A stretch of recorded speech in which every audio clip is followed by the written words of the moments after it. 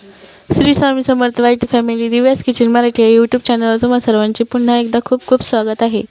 आज आपण बघणार आहोत चमचमीत अशी हरभऱ्याची डाळीचा डाळ कांदा. चला तर मग रेसिपी सुरू करूया. सर्वप्रथम साहित्य बघून घेऊयात. साहित्य: टोमॅटो, जिरी, मोहरी, कोथिंबीर, लसूण, कांदा, मीठ, लाल तिखट, घरकुल मसाला आणि एक अर्धा तास भिजवलेली हरभऱ्याची डाळ. सर्वप्रथम आपण फोडणी देऊन घेऊया. फोडणीमध्ये लसूण, जिरी, मोहरी आणि कोथिंबीरीचा तडका दिलेला आहे. तडका छान फ्राय झालेला आहे. आता आपण त्यामध्ये कांदा टाकून घेऊयात.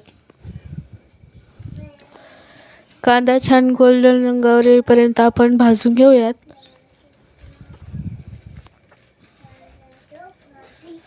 कांदा भाजून झालेला आहे. आता आपण त्यामध्ये टोमॅटो देखील टाकून घेणार आहोत.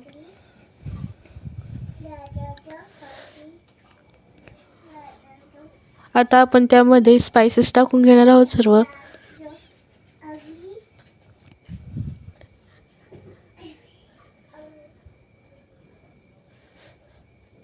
आता आपला मसाला चांगला फ्राय झालेला आहे. त्यामध्ये आपण अर्धा तास भिजवलेली हरभऱ्याची डाळ टाकून घेऊयात व त्याला छान परतवून घेऊयात.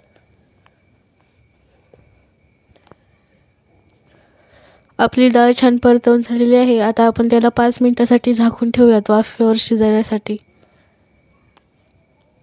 आपण डाळीची एक वाफ काढून घेतलेली आहे. आता त्यामध्ये थोडेसे पाणी टाकून घेऊयात जेणेकरून आपली डाळ ही छान शिजेल.